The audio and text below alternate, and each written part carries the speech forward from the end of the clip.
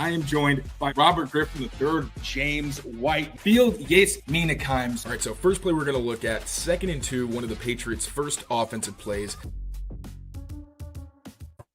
What's going on, everyone? Mike Kadlick, Taylor Kyles here for CLNS Media, back with another episode of Patriots Daily, powered by Prize Picks and Game Time, and on this lovely Tuesday, powered by a very special guest. It is Daniel Rotman, also known as Scout D NFL on Twitter, and also the creator of ScoutDNFL.com. A great resource, by the way, which I know we'll give you a chance to plug everything after, but I had used the site a little bit for some high-level draft analysis, and before we had you on, really dug in today. Outstanding work. It's truly good stuff. So appreciate you coming on. We're going to talk some draft superlatives and answer a couple mailbag questions. But first and foremost, Daniel, how you doing? And I'm kind of rambling, but we've changed the cookie cutter how you doings with our guests, and we've instead started to ask people what their favorite shows are and if they're watching anything right now. So can you turn us on to any shows that you're potentially tuning into outside of your football coverage?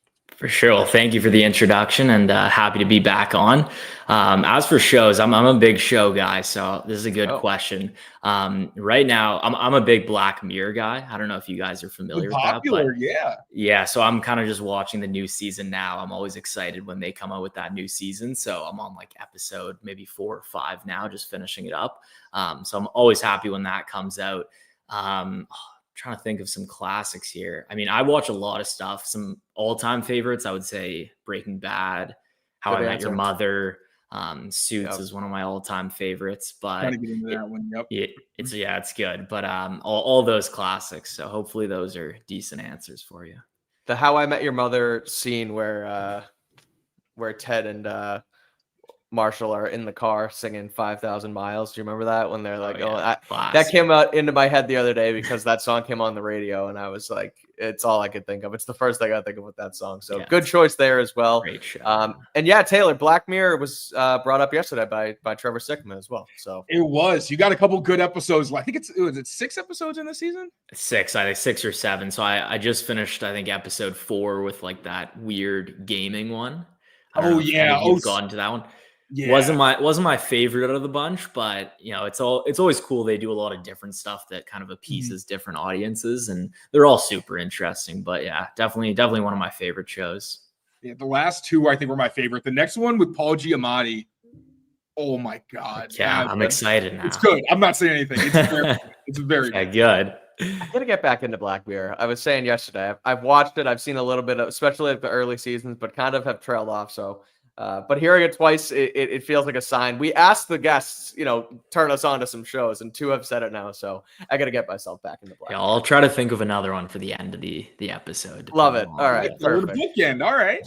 Yeah, I like that. All right, let's get into Patriots now. Let's get serious. Julian Edelman elected to the Patriots Hall of Fame. He's the 37th member of the Hall. He won the fan vote, and he's going to go in alongside Bill Parcells as the contributor. Now, Taylor, I'll start with you here. I kind of want to get your thoughts on this because as much as everyone loves Jules, as I do, and I think ultimately he was the right choice, and I'll give my opinion sort of at the end of the segment here.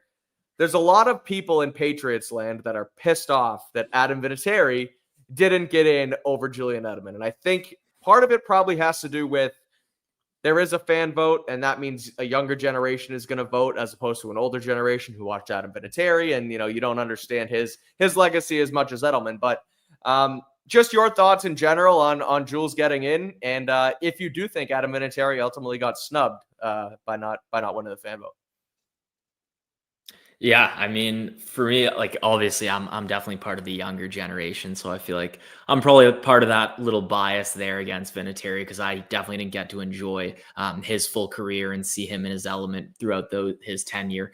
But I think it's tough because when you have a team so successful like the Patriots, you produce so many guys that are deserving of these awards. So you're always going to have these type of conversations of who deserves what and who should get in. But as for Jules, I think he was just, even from an off-field standpoint, he was kind of just the embodiment of what it meant to be to play for the Patriots.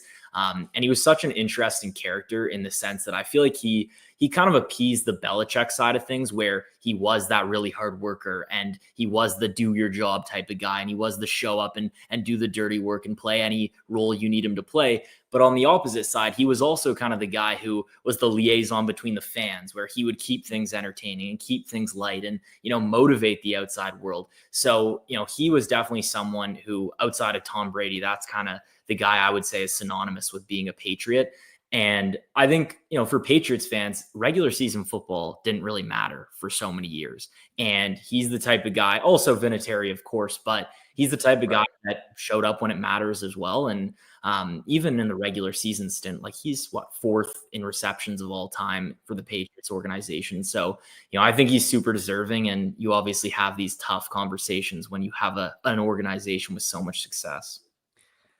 Yeah, I didn't even watch football, honestly, when Adam Vinatieri was kicking for the Patriots. So, I can't really speak to anything but what I know, right? That they wouldn't have had the first dynasty if it weren't for him. And who knows, obviously, the domino effect that causes if there's no Adam Vinatieri. So, when I first heard it, honestly, I was surprised because I had a feeling that a guy who was so instrumental to the history of this team and really helping launch the dynasty was going to make it. But Jules also makes a ton of sense. And as someone who did watch him, you just don't see guys like him very often, where maybe he's not going to go into the NFL Hall of Fame. He never made the Pro Bowl, but to have someone who is so valuable in the biggest moments and who you really don't have not to poo-poo Wes Welker, obviously.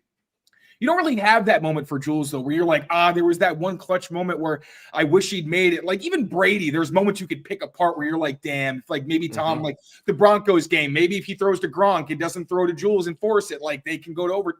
Little things you can nitpick. Jules, I can't really think of one. It's just anytime they need a big play and they go to this guy, he's going to convert, even in insane moments like the Falcons game. So, once I thought about it a little more, and again, having the Jules experience, I'm hell yeah, it makes sense to me. But I was surprised because Adam Vinatieri is still a legend here. The guy, spent the second half of his career with the Colts, and people still love him around here. And I don't think that's a very easy feat to pull off. So, Julian makes all the sense in the world. I'm glad he got recognized. I hope Vinatieri gets in at some point, though, because I want to get to that because in the comments they're saying Gronk's eligible next year. Vinatieri is going to have to wait even further, and it's true, and that's what makes it hard. And I was wondering, does Vinatieri make the NFL Hall of Fame first, or does he make the Patriots Hall of Fame first? That sounds kind of crazy, but now that I started thinking about it, I'm I honestly am not sure because kickers are starting to get the recognition in the Hall of Fame a little bit more. But with the Patriots, you have so many specific players that contributed.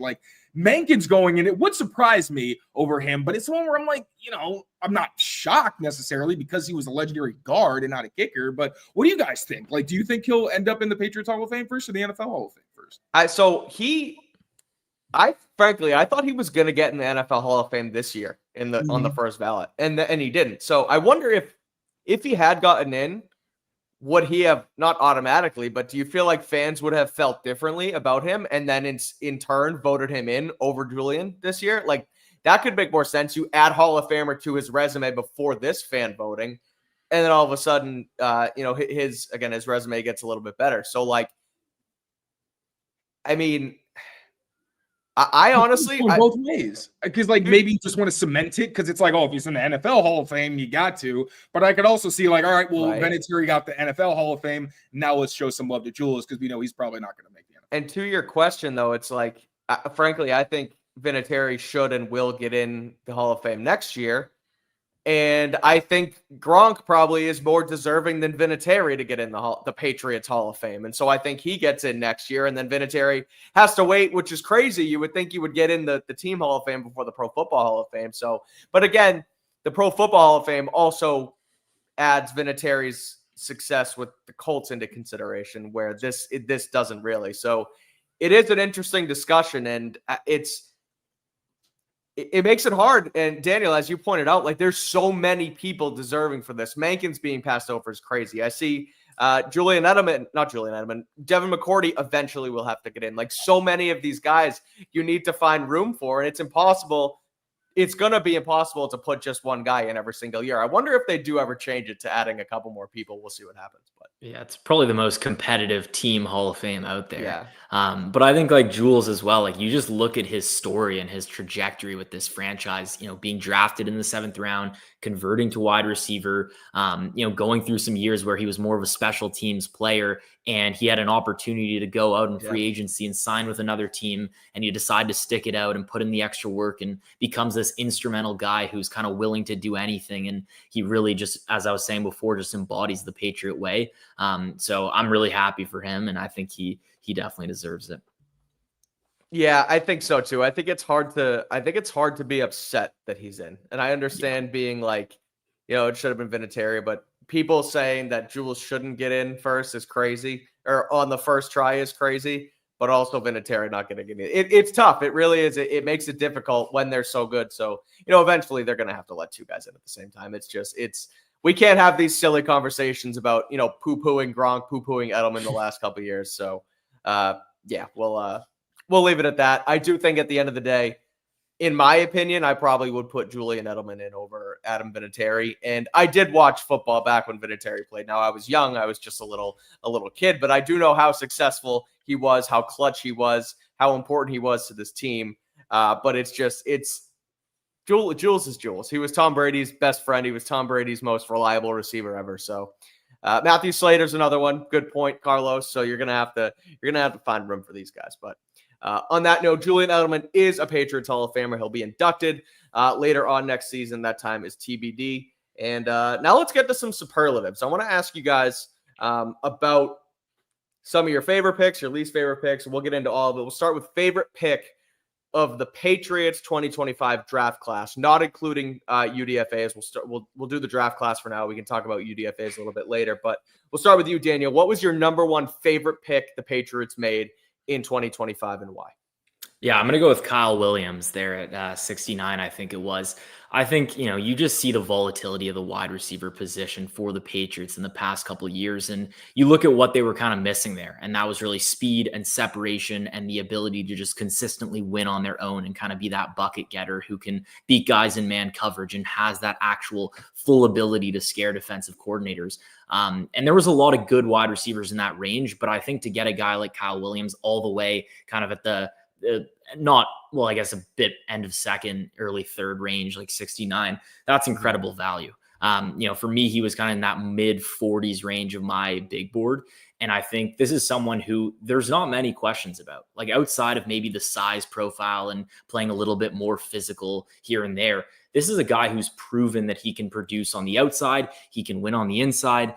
He can run the full route tree. He can create separation. He has the profile of tools and speed and all of these different things. So this isn't really a guy that's coming in where you have so many different questions about him, and it just works at a position of need.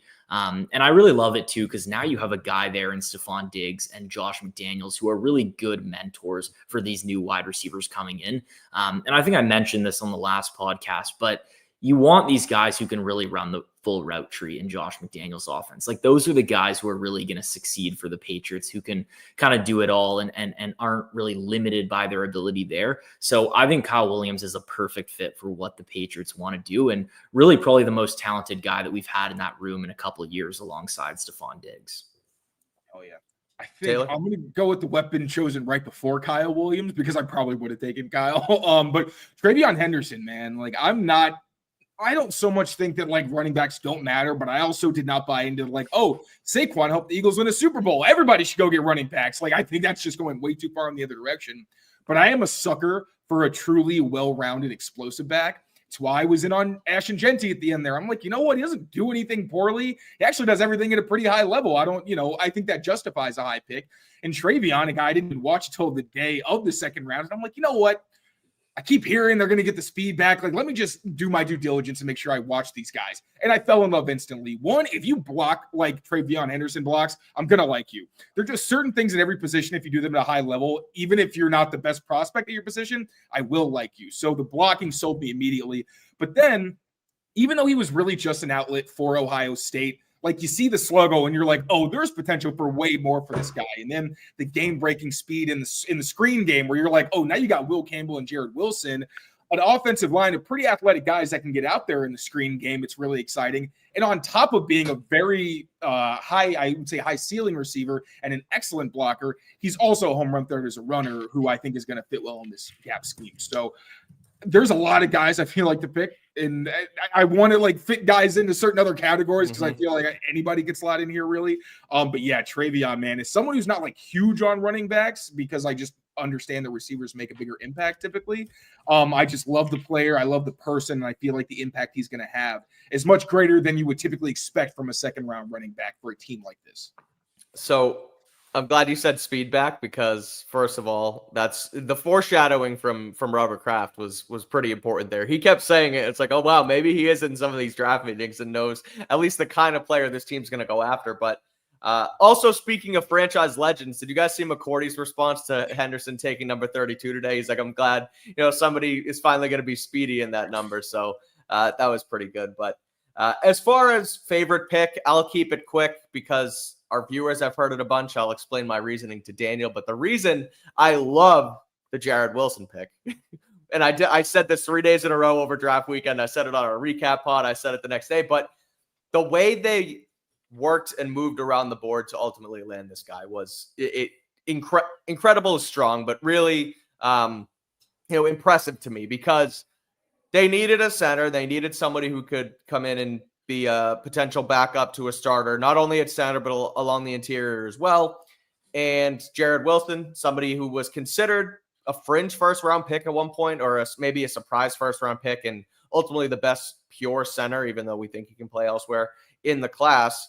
He falls to pick, call it 77, where the Patriots were, and they still read the board, traded back twice, got a fourth-round pick next year, got an extra fifth this year, or an extra fourth this year, that they use later on either Farmer or Swinton. I'm not sure which one, but I think it was Farmer. I digress. So they worked the board and they still get a setter who is going to potentially be your setter of the future with Drake May. So I think there were so many question marks on this regime in the front office with Elliott Wolf and Gerard Mayo last year and how they read the board incorrectly with the Jalen Polk versus Ladd McConkey, and then you get into the Javon Baker. And now, granted, we haven't seen this guy play on the field yet, so that's still still have to happen. But I think just the way they made that happen was spectacular, and I look forward to Jared Wilson eventually being the center of the future for this team. And so the three of us are definitely gung ho on this draft class. I think most of the media cartel in this region and across the board really is, but. If you had to put a least favorite pick label on someone, Daniel, we'll start with you. Who would that be in this Patriots draft class?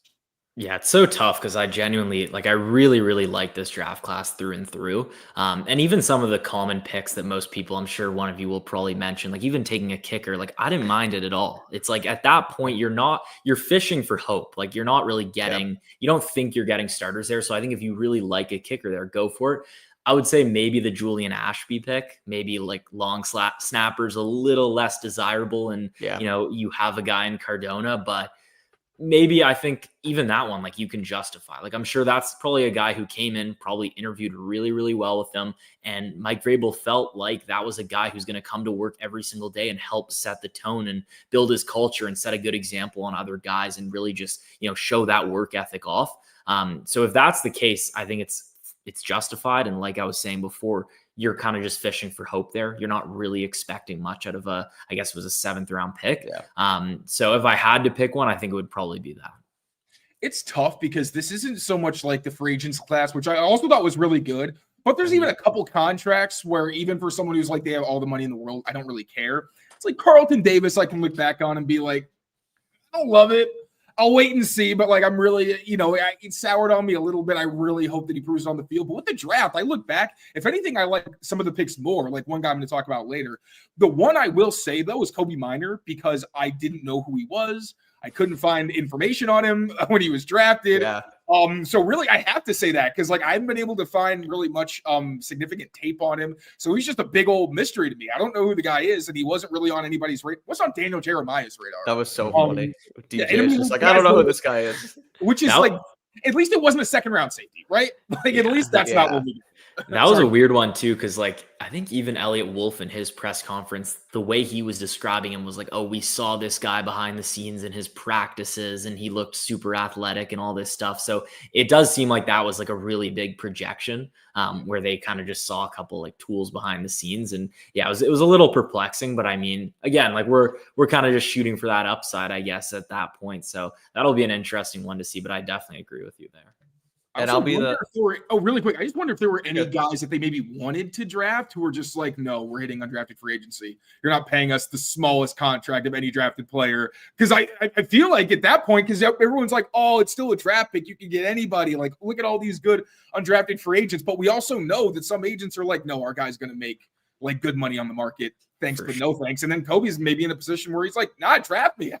That's awesome. I'm going to get a guaranteed contract. And, also the contracts are different because you're locked up for 4 years when you're drafted versus 2 years when you're not. But, just curious what all factored into the decision.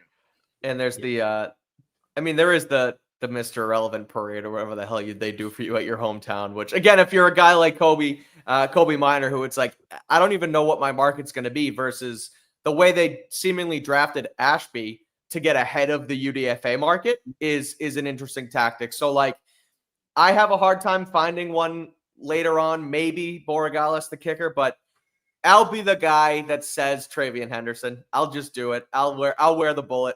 And again, it's hard for me because I'm anti-running back at heart. I think but my view on the position is it's a position that I want to continue to reset the stable of backs. So on the other hand, it's like, okay, I more dislike the Ramondre Stevenson contract last year than I do the drafting of Henderson. They should have let that play out. Then you draft a running back high, you use him through his rookie contract, and then you reset and you don't sign guys to another contract. So I'm glad they didn't spend a first rounder on a running back like they did a few years ago with Sony Michel. In the moment, and I've told this story on the pod before, I feel like I've been repeating myself for the entirety of draft season, but when they made the pick, I didn't love it. Me and Taylor were doing our prospect videos pre-recorded, and I texted him after in between second and third round picks. I said, do you want to just get Henderson done now? He said, no, wait till we have context for the rest of the day. And throughout the rest of the day, they draft Kyle Williams, who was your favorite player, Daniel, and they draft Jared Wilson in that sneaky trade back that they did twice that ended up my favorite pick. So the entire day 2 haul was excellent. I think Travian Henderson's going to be a hell of a player for this team. And I'm ultimately less upset about it now than I was at the time. But I mean, really the rest of the draft with Farmer and Swinson, and even drafting a kicker when you desperately need one, and getting ahead of a maybe potentially pricey long snapper bidding war with Julian Ashby, like, the only one I can really kind of nitpick is Henderson, and it's only because I have a stupid bias against the running back position. So really, I'm complaining about nothing. So, but it's a super interesting point though, because I do agree. Like in a vacuum, I was a little bit disappointed with that pick. Like when it actually happened, like I remember I was just a little silent and I was kind of shocked. Just given like we passed on some of those pass catchers and we just paid Ramondre Stevenson and we have all these other needs. But then fast forward and you get Kyle Williams, you get your center, you get these 2 defensive guys. And it's like, this is also a perfect fit for the system. So I think it just goes back to your point earlier is they just read the board super well. And it's hard from kind of an outside view where you don't actually know where guys are going to end up. And I guess they felt really comfortable that they were going to get a wide receiver at 69, whereas Henderson was probably going to end up going a couple picks later, or maybe even to the Bears at 39. So, I just commend them for kind of reading the board really well. And clearly their intel was pretty strong this time around. And on that too, on one hand, there are only 32 first round picks, but some guys fall out of the first round for character concerns, for injury concerns. Other guys fall out of the first round just because they're a running back. And I feel like that's why Travian Henderson kind of fell out, because he could have been a first round pick. It just didn't work out that way. Because the injuries. He was injured as well. But there's been rumors since that Denver was eyeing Henderson, and then they went for the corner out of Texas instead, Barron. So they sometimes it's just a value thing at that point. So at 38 to sit there and get one of the top backs in the class mixed in with the rest of who else they got, it's a nitpick for sure. But I guess if I had to put a least favorite, I would still put it on him. We'll get to a couple more superlatives in a few minutes, but first, a quick word from our friends over at Prize Picks. We'll be right back. Prize Picks is the best place to turn your sports knowledge into cash. With millions of members, Prize Picks has made daily fantasy sports accessible to all. You just pick more or less on at least 2 players for a shot to win up to 2,000 times your cash. So run your game all season long on Prize Picks. And it's not just the regular season, it's the postseason as well. Turn your playoff hot takes into tickets to basketball's championship series. That's right. Starting with the play-in round, every lineup you make on Prize Picks will enter you into the Takes to Tickets sweepstakes, which could get you and a +1 a VIP trip to the ship. You think Anthony Edwards will get more than 24 points? You think Jason Tatum will have more than 35? Cook up those hot takes with your friends and win real money this basketball season when you and your crew run your game on Prize Picks. And all you got to do is download the app today and use code CLNS to get $50 instantly after you play your first $5 lineup. That's code CLNS to get $50 instantly after you play your first $5 lineup. Prize Picks, run your game.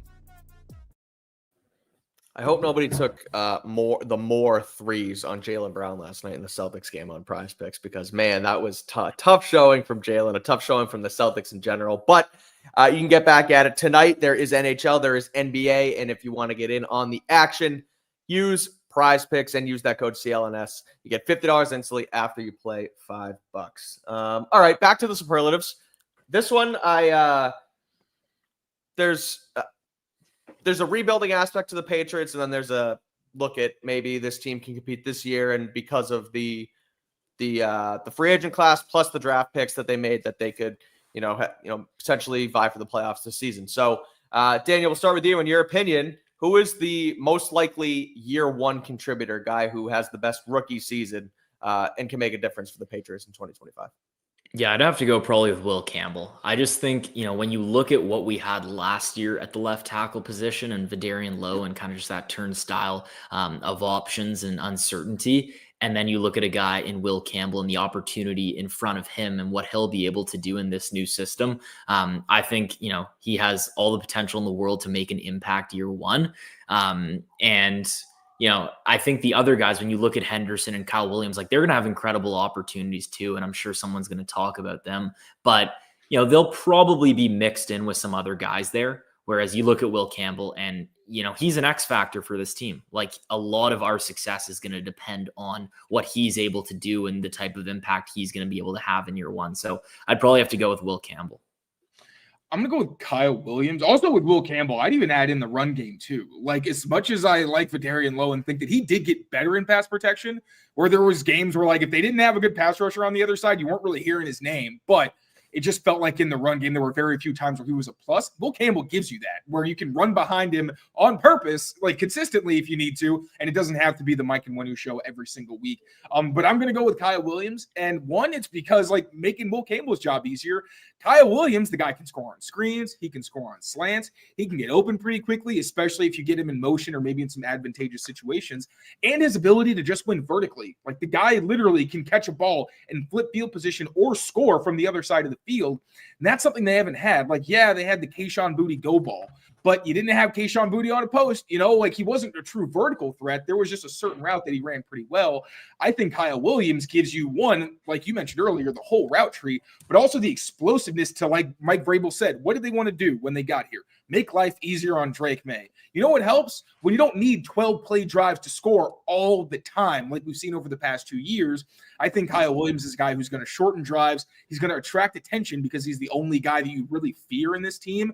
And it's not even just a decoy where you could put Phil Dorsett out there and be oh, you're scared of his speed. No, Kyle Williams is a guy where wherever he ends up breaking on the field, he's a really dangerous guy. So it's hard to say that Will Campbell's not going to have the biggest impact. Because like you said, hopefully he's not coming off the field.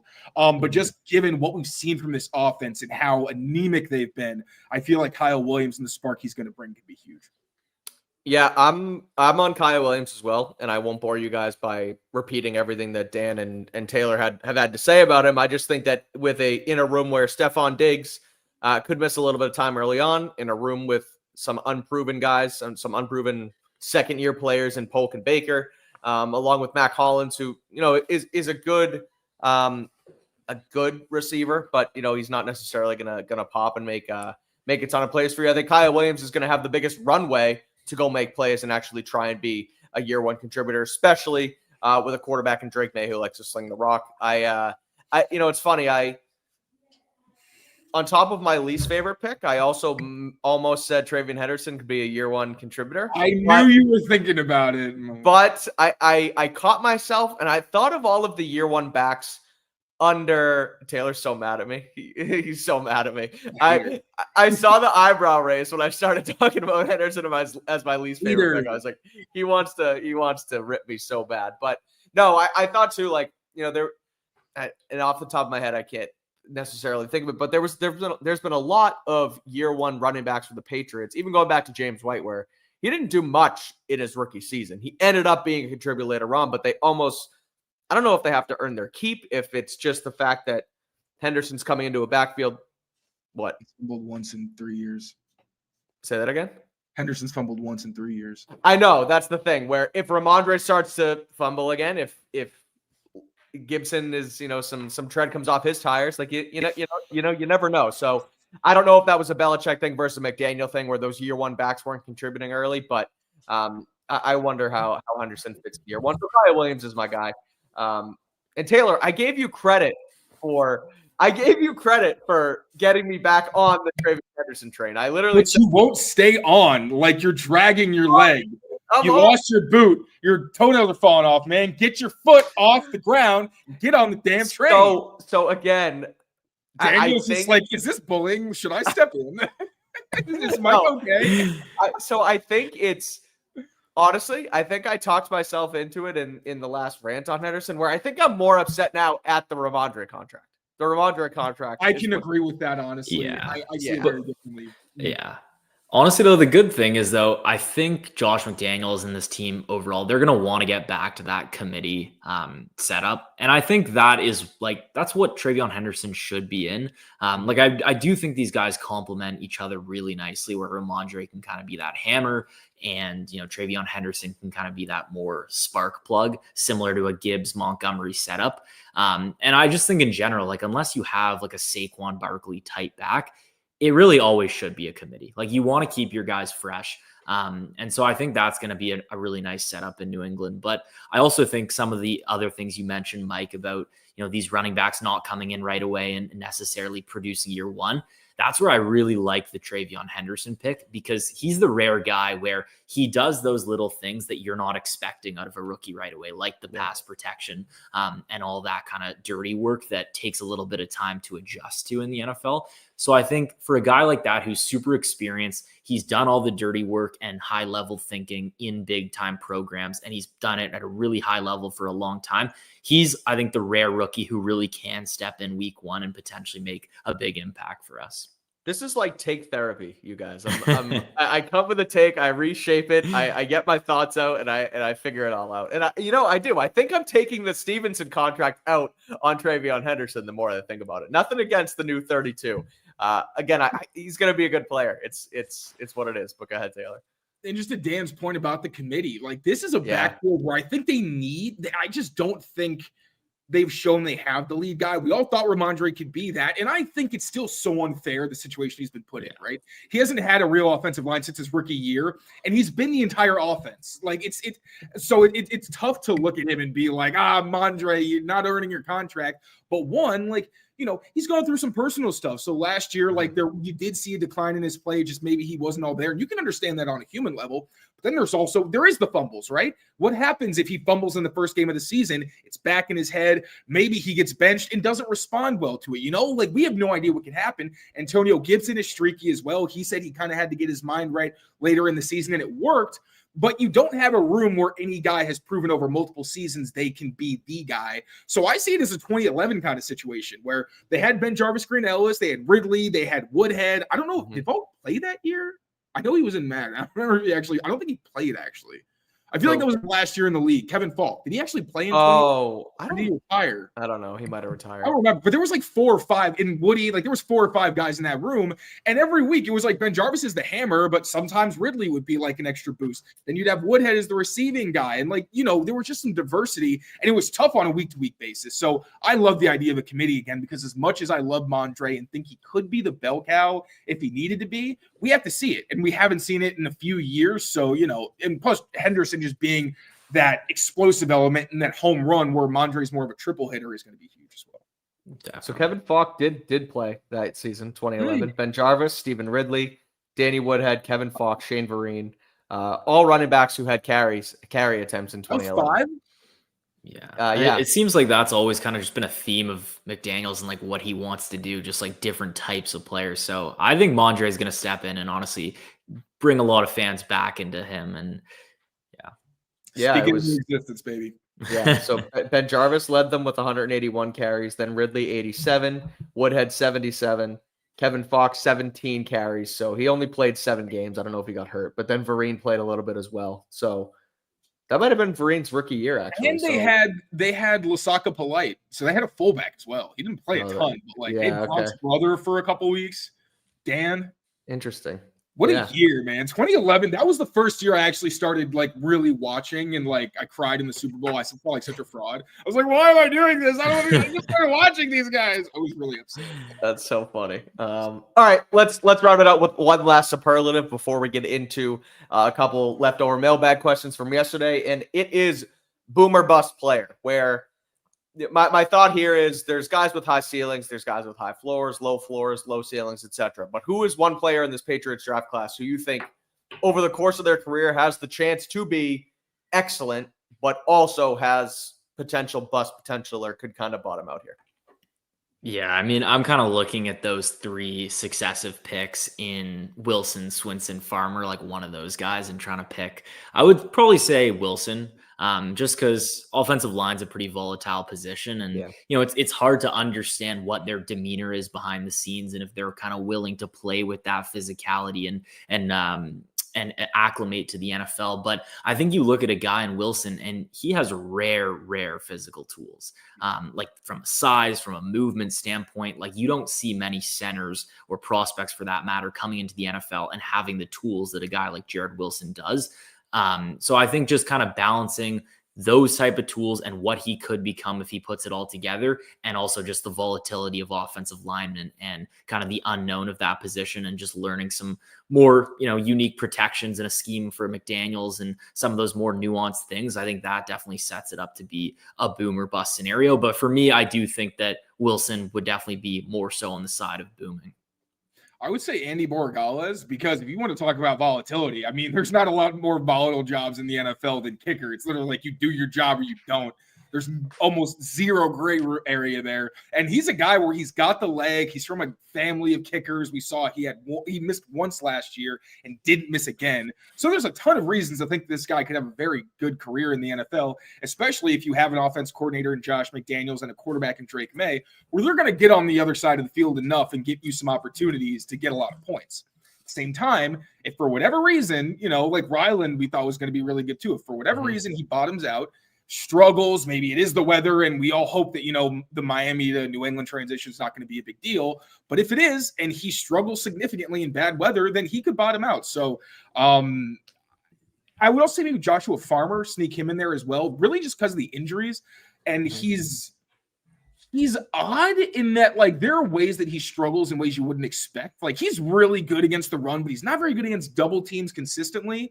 And he's really explosive, but can also get washed out. But, like, if he does end up just battling injury throughout his career, if for whatever reason Terrell Williams doesn't maximize his potential and put him in positions to succeed, I could see him, like, not exactly not living up to his stock. He was a 4th-round pick. But I could see, for what people thought he could be, him potentially being a disappointment as well. And on that, I'll throw Braden Swinson into the mix. I think he has a high ceiling with, what he could bring off the edge, where, a lot of guys had him as a top 100 player. He fell to the Patriots and could come in and could shine. On the other hand, he probably, or I don't want to say probably, but he fell for a reason. And that is, teams passed on him several times. And, the Patriots took the proverbial swing, I guess, if we want to call it that. So again, I don't know, and I don't think necessarily that these clashes with coaches that have come up a couple times in our conversations with guys, don't know if it'll be a problem. Don't think it will be. I think Mike Vrabel is somebody who can handle that. But again, you also never know, and there could be a reason this guy fell. So we'll see what happens there. But I think pure talent wise, he should be able to have some solid success in the NFL. All right, we got a couple mailbag questions here. We'll get to those in a second, but let's listen to our friends at Game Time first. We'll be right back. Patriots Daily is powered by Game Time, the best place to get tickets to the NBA playoffs, which is exactly what I did last week to get into Celtics versus Magic at TD Garden, and the Game Time app made that experience that much easier. They make getting tickets faster, easier, even for these hard-to-get playoff seats, but the prices on the Game Time app actually go down the closer you get to tip-off. So it's the best way to score last-minute deals to get to your favorite team's games. Those last-minute deals can save you up to 60% off when you buy last-minute for sports, concerts, comedy, theater, and so much more. The app also has zone deals, which saves you even more when choosing a section and lets Game Time choose the seats for you. They have all-in pricing, a feature that shows you exactly what you're going to have to pay without any surprise fees at checkout. And they also have panoramic seat views right in the app, so you can see exactly what you're going to see when you get to the game. So make sure to take the guesswork out of buying tickets with Game Time. Download the Game Time app, create an account, and use code CLNS for $20 off your first purchase. Terms apply. Again, create an account and redeem code CLNS for $20 off. Download the Game Time app today. Last minute tickets, lowest price, guaranteed. When we did Game Time yesterday, I gave the tip on that prices were getting lower the closer you got to the Celtics game. I'm going to use this again to rip on the Celtics because I hope you didn't take my advice and go spend some money on that. But Game 2 is just around the corner tomorrow night in Boston.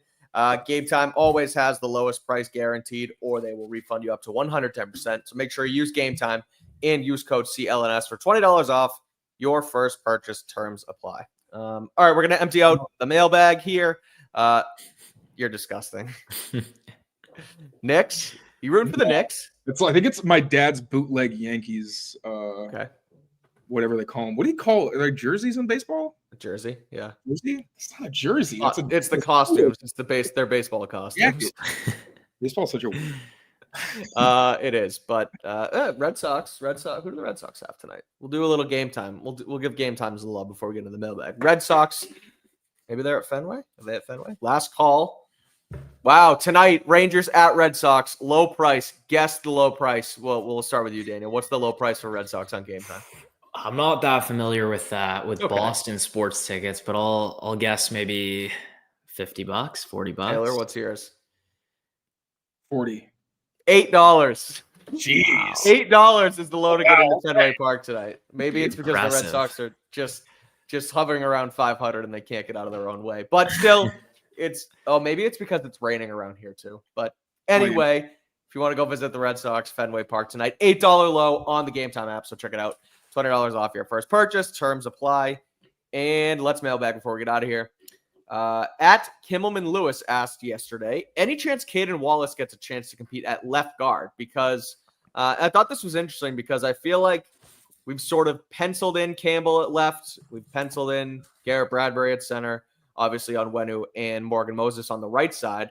And that left guard spot, while I know here on Patriots Daily, Taylor, we've kind of leaned towards Layden Robinson, potentially Cole Strange, even Jared Wilson being in the Knicks. Do you think if Kaden, we'll start with you, Taylor. Do you think they'll give about real quick? What Schweitzer we got to be talking about? I think he was at left guard in one of the pictures from practice. Okay, that's why in my depth chart I have him as the starter because he's a veteran. It would make sense. I just want to throw that in there as well. Yeah, so and Schweitzer could be in the Knicks as well. But do you think Taylor? We'll start with you here. Do you think Taylor? God, do you think Kaden? I'm not playing left guard. I don't care what they say. Can pay me. I'm not doing it. Yeah, but what do you think? Does he get a shot here? I think it would be a bad situation. Like I think it would mean that none of their guards panned out, or that Kaden was so good that you had to get him on the field, and the only place he could do it is guard. I mean, I don't see that not being a possibility. He was a 3rd round pick. I just think Morgan Moses is not a guy that you're trying to get rid of. I think he's a guy where you want to play him unless he just isn't healthy enough to play. Obviously, Will Campbell's going to be on the field. So if they're just like, we need to find a way to get Kaden on the field, yeah, left guard would make sense for sure. But I mean, you have so many bodies that deserve at least an opportunity to play there. I shouldn't say deserve, actually. It's not a meritocracy. It's football necessarily. Sure. But yeah, I would be pretty surprised if we see him at left guard for anything more than like the third or fourth team. What do you think, Dave? Yeah, I'd probably agree. I think, he only has, I'm just looking at it here, one snap at guard throughout his entire college career. And I kind of just look back to his rookie season where they tried to transform him a little bit to the left side. And, I think you have a really good mentor there in Morgan Moses at the right tackle spot. And personally, I would just like to see him kind of sit a year, train behind Moses, learn everything he needs to know in that spot. And, maybe he's ready where Moses retires soon and he can step into that right tackle spot. So I would just try to really define or refine his game at the right tackle position and, play him where he's meant to be played and give him that opportunity to develop in the system. Yeah, I'll echo that. Go ahead. Really quick, Daniel, are you at all concerned about the fact that Kaden is an older prospect? Because like coming out, it seemed like people thought maybe he does sit a year, but then it's like he's going to be a starter, but should still play a role. So are you comfortable sitting him for another year, or would you like to see him play somewhere just given the amount of experience he has as well? Yeah, I mean, it's not ideal, but I think at the end of the day, like at this point, you're kind of looking at it as maybe a little bit of a whiff pick. It's not really like an early second round, first round where you feel like you're forced to get him on the field. And you never know the nature, like with injuries and everything like that. Like there's a chance that Moses goes down for a couple of games and he has to step in there at right tackle. So I'm fine. I'm fine giving him that opportunity to develop at the right tackle spot. Maybe he comes in for a couple games here and there throughout the season and, he's ready to play. I guess, I don't know how old he is exactly, but he'll probably be 25, 26 by next season. He is 25. So it's not deal, but I think, you take what you can get. And, if he is ready to step in there at right tackle and you get him from the time he's 26 to 31, I think you'll take that from where we are now. No, that's a good point. I think leaving him behind Morgan Moses makes the most sense instead of shifting him inside at already an older age, rather. There's going to be a logjam at left guard, and may the best man win. Instead of adding another guy there who might not be familiar, let him learn behind Moses. And if Moses only plays a year or even 2 years here, then you have Caden Wallace behind him who can kind of fill in and also be a security blanket / backup at both sides if injury ever happens. So, I would keep him at tackle as well. Taylor, you mentioned those training camp, or I guess offseason workout pictures rather. Christian Barour has been getting after it. So again, it's hard to get too excited, I guess, and to put pressure on him or put pressure on it to potentially play. But it seems like he's working through the program so far. So with him being in the fold, do you see him being closer to a nose tackle position since they've brought in some guys who can kind of play defensive end-ish in Milton Williams, Harold Landry, Braden Simpson? They play four-man fronts, and I think Barour is the ideal nose tackle guy. They're all going to play different alignments, but that makes sense. I still think the best version of this defensive line is an odd front where they stick to what they've mostly been. They've always played a lot of 4 down, but they still always had as a primary alternative the 5 down with Gotcha on the middle, and then 2 like defensive tackle, defensive end types. I like the idea of Milton and Barour over like tackles or guards. Like that is really intimidating. And then in the middle, whether it's Farmer, whether it's Kairos Tonga, whether it's Jaquelin Roy, Jeremiah Farms, like you got options for the nose spot where that he can be the one who takes on the double teams and takes on a lot of the beating. But there's also different things you can do where Barour's at the nose and, you go upfield more. So I do think that he's going to get opportunities to do it, especially in rush fronts. He's going to play a lot of nose tackle. But I would like to see him being able to just match up on guards and get as many one-on-ones as possible. Yeah, kind of same thoughts here. I think Taylor took the words out of my mouth. Just to add something new, I think – not necessarily related to Barour, but just in general, I just want to see a lot of versatility on this line. Like, I think that's one thing that Vrabel and Terrell Williams are going to bring is they have a lot of unique ways to bring these guys on the field and set up different alignments. And you do have a really unique room of guys who can really do a lot of different things. And I do think Barour is that rare type of player where you're getting one of the best pass rushers in the league. But at the same time, this is a guy who had, I think, a 98th percentile run stop rate in his 2023 campaign. So a guy who can also kind of hover over the middle and really plug in space and create those stops. So I'm excited to just see the different alignments they put together and how they use these guys in terms of versatility. Last one in the mailbag, and I like this. I like this username at Logical Pats fan. Someone who is nice and even keel, level headed, never gets too high, too low is what that sounds like to me. But on that note, and Dan, we'll start with you. Do you think Pop Douglas should really be a roster lock? And Logical Pats fan says, I love him, but his size and zone issues lends to needing more forced touches than other wide receivers. So what do you make of Pop's status on the roster and how he could potentially fit or not fit into the wide receiver room this year? Yeah, it's a good question. I personally think he is a roster lock. I think where this conversation really stems from is just some of the unrealistic expectations that certain Patriots fans place on him. Maybe from the younger generation where they've only really seen this wide receiver room where Pop Douglas has kind of been forced to be that top dog in the room. And, it creates a conversation where Pop Douglas is overrated in the sense of the expectations that people place on him. But I think when you take a step back and you look at now the room that we do have, where you have a guy like Diggs, you have a guy like Williams, I think Pop Douglas is still, a very solid number 3, a very good number 4, a guy who is going to produce for you. And if he can play his role properly and you put him in that position, this is still a productive NFL player. And I think you look back at where we are as a roster group here, and Pop Douglas is really the only gadget guy that we have. Like, he's the only guy that you can truly give kind of these jet sweeps and screen passes to and expect him to do something in that sense. So I do think he definitely has a pretty defined, clear role. I just think it's going to be a step back from what we were kind of seeing in the last couple of years, which is definitely a good thing. I'll admit the Efton Chisholm signing for a second, I was like, maybe, just because honestly, he's not bigger. They're about, they're comparable sizes, but I do just think that he provides a bigger catch radius, and just more blocking ability, I would say also. Like, I think Chisholm, when I did cut up for his blocking, it took a while. Like Kyle Williams, I didn't have a blocking cut up, for comparison's sake. That said, also I was someone who mentioned both these things honestly because mental mistakes have popped up in both of his seasons in the league, like more than you'd like. Now I could also put a lot of that on coaching. He's never had a true position coach before, or a situation where I would have really expected him to take significant steps in his development. So for those reasons and the concussion history where you don't love the idea of him being a real Edelman or Amendola living over the middle, because, if he takes too many hits from linebackers, it just increases the odds of those happening again.